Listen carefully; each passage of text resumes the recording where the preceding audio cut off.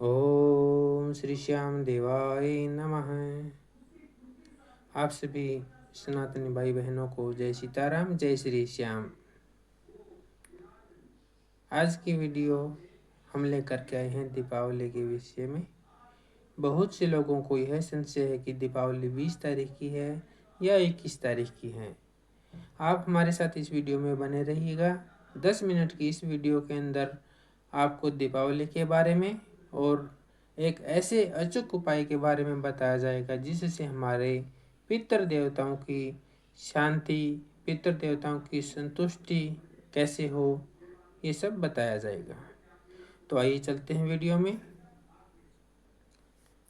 20 अक्टूबर को 3:45 को शाम को अमावस्या लग जाएगी और ये 21 अक्टूबर को शाम को 5:54 तक है।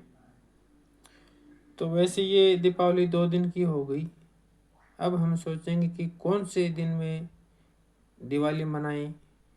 तो आइए चलते हैं। जैसे हम एकादशी का व्रत करते हैं, समझना आप लोग, समझने वाली बात है। हम एकादशी का व्रत करते हैं और शुक्ल पक्ष की एकादशी है और 2 एकादशी आ गई शुक्ल पक्ष में, एक आज है और एक कल है। तो आप कौन सा व्रत करोगे? आज वाला तो नहीं करोगे, कल वाला करोगे। एक पॉइंट हो गया ये सोचने वाला, ठीक है। दूसरा पॉइंट हम समय को लेकर के चलते हैं। 20 अक्टूबर को 11:45, लगभग 12 घंटे का जो समय है, 12 घंटे अमावस्या है। और जो 21 तारीख है, 21 अक्टूबर, उस दिन अमावस्या का अगर हम समय लगाएं तो लगभग 18 घंटे हो गए। तो समय की अवधि कौन से दिन की हुई ज़्यादा? 21 अक्टूबर की। तो समय की अवधि के अनुसार और जो हमारा परंपरा है जैसे व्रत करने की, जो एकादशी का मैंने आपको एग्जाम्पल दिया, उदाहरण दिया आपको, तो इसके हिसाब से हमें दीपावली मनानी चाहिए 21 तारीख को। अब आपको यह संशय होगा कि पंडित जी 21 तारीख को अमावस्या 5:54 तक है, तो पूजन कब करें? मैं आपको एक चीज बताना चाहूंगा। जो गोधूली का टाइम होता है ना, गोधूली का समय, गोधूली क्या होती है कुछ लोगों को मालूम नहीं होगा। जिस समय गवाले गऊ माता को गऊओं को चरा करके वापस जब घर पे आते थे शाम को, और उस समय जो गऊ माता के जो पैर से धूल उठती थी उससे बोलते थे गोधूली। उस समय जो हम पूजा करते हैं ना, जिस प्रकार सुबह जो हमारा ब्रह्म मुहूर्त होता है सूर्य निकलने से 1.5 घंटे पहले, उसी प्रकार गोधूली का समय भी बहुत महत्वपूर्ण होता है मेरे भाइयों और मेरी बहनों। तो आप उस समय भी पूजन कर सकते हो, वह भी समय बहुत महत्वपूर्ण है।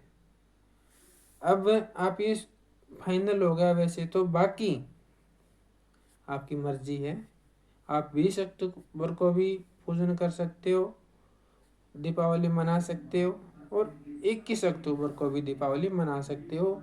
यह वीडियो मैंने सिर्फ आपको समझाने के लिए बनाई है, जहाँ तक मुझे नॉलेज है, मुझे ज्ञान है, जो मैंने अपने बड़ों से सीखा है। अब आ गई बात अचूक उपाय की पितरों के लिए। जो पितरों को खुश करते हैं उनके वंश में वृद्धि होती है, हर तरह से वो माल माल हो जाता है। अब ये देखना है कि पितरों को खुश कैसे करें। दीपावली के दिन अमावस्या पर पितरों को खुश करना बहुत जरूरी है। क्या करें? गौशाला में स्वामी लगवाएं संकल्प के साथ, खुद जा करके। ऐसा नहीं है ले भाई 1500 रुपये पर्चे काट दे, तो कभी भी कटवा लो, आप फोन से भी कटवा लोगे। 40 किलो गेहूं, 5 किलो उसमें गुड़ और 5 किलो दूसरा अनाज, जैसे चने हो गए, चने की दाल, मक्का हो गई, मूंग हो गई, मोठ हो गई, जो विटामिन वाले और हैं वो अपने आप बता देंगे गौशाला में आप जाओगे तो। वहां जा करके गौशाला में जा करके गौशाला वालों को बोलो भैया हमें गौ माता के लिए स्वामनी लगानी है, और वो बोल देंगे इतना पैसा लगेगा भैया आप तैयार कर दो, ये पैसा लो, सामान लेके आना तो हम सामान लेके आ जाएंगे। स्वामनी तैयार होने के बाद हाथ में जल ले करके संकल्प करो मेरा ये नाम है, ये गोत्र है, मैं मेरे पूर्वजों की जो मेरे पितर है उनकी शांति के लिए, उनकी मोक्ष प्राप्ति के लिए, उनकी संतुष्टि के लिए यह स्वामनी लगा रहा हूँ इस पर्व पर, और हे भगवान मेरे पितरों तक किसे पहुंचाएं आप। और जब वहां से आप निकलो तो दोबारा हाथ में जल ले करके भगवान का स्मरण करके भगवान को उसको समर्पित कर दो, अर्पित कर दो कि हे प्रभु आपकी कृपा से हमने हमारे पितरों के लिए, हमारे पूर्वजों के लिए स्वामनी का लगाने का सौभाग्य प्राप्त हुआ, आप इसे स्वीकार करें, आप इसे स्वीकार करें प्रभु, स्वीकार करें। आप इतना सा कार्य कर लो इस दीपावली को। मेरा पर्सनल कुछ भी स्वार्थ नहीं है मेरे भाइयों, मेरी बहनों, आप इतना सा कार्य कर लो जो ये आपके घर में है ना, छत के ऊपर पीपल का पेड़ लगा हुआ है, दीवारों में सीला रखी है, छोटी छोटी बात पे इतना आपस में झगड़ा हो जाता है, तनाव हो जाता है, मारने मरने वाली बातें हो जाती। ये जो उपाय है ना, ये एक इस प्रकार का अचूक उपाय है जैसे मान लो किसी का एक्सीडेंट हो गया और ये बोल देते हैं भाई इसको जल्दी अस्पताल में पहुंचा दो, वो अस्पताल में पहुंचाने वाला, ये एग्जाम्पल समझ गए होगे आप। मतलब बहुत ही महत्वपूर्ण अचूक उपाय है ये, जिसकी कोई समय सीमा नहीं है। ये जो उपाय है ये करने से आपको तुरंत प्रभाव से 40% आराम लगेगा। गौ माता को जो आप ये सामने लगाओगे ना, इससे बाकी आपकी मर्जी है। मेरी तरफ से आपके ऊपर किसी प्रकार का कोई दबाव नहीं है, मैं कोई दबाव डालने वाला नहीं हूँ।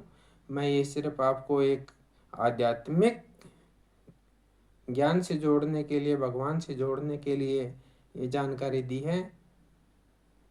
बाकी आप सबकी मर्जी है, जैसा आपको अच्छा लगे, उचित लगे वैसा कीजिए। जय श्री श्याम, जय सीताराम। श्री खाटू श्याम श्रृंगार सेवा आप सभी के मंगलमय जीवन की कामना करता है। जय सीताराम, जय श्री श्याम।